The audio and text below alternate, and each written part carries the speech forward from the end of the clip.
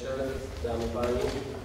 Dovolte mi, aby som sa z celého srdca úprimne potešil spolu s vami z tejto chvíle a dovolte mi, aby som sa poďakoval všetkým zainteresovaným, nielen 4 kolegom, ktorí tu vedľa mňa sedia, ale aj ďalším jednacím tímom zo všetkých 4 politických strán, ktorí počas mesačných rokovaní prispeli k tomu, že dneska môže byť spoločným kandidátom týchto 4 pravicových subjektov na post primátora mesta Prešova dňa 27.11.2010. Dovolte mi len pár slovami. Je síce veľmi pekné a určite je to príjemné pre občanov mesta Prešova mať najväčší kvetináč, otvárať fontány. Ale nepochybne oveľa dôležitejšie je riešiť problémy občanov mesta Prešova, ktoré tu dneska sú.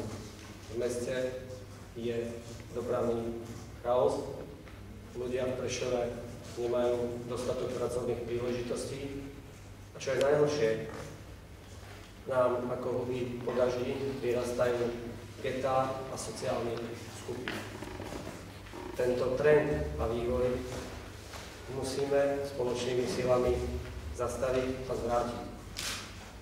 Preto využijem všetky možnosti lobbingu, vplyvu a komunikácie s Bratislavou, s vládou Slovenskej republiky. Dokonca si dovolím povedať, že z tohto miesta vám garantujem, že vláde Slovenskej republiky nedám ani sekundu v prípade môjho zvolenia čas a vydýchnuť na to, aby nám pomohla tieto 3 vážne a najvážnejšie problémy tohto mesta riešiť.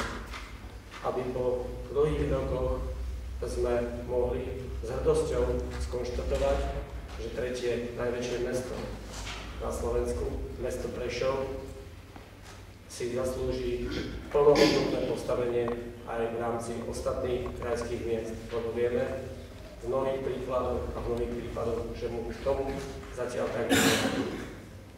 Takže, ako sa hovorí, nech nám Pán Boh pomáha a spolu určite verím k tomu, že 27.11. tento proces završíme do víťazstva. Zatiaľ veľmi pekne ďakujem. Ďakujem pekne.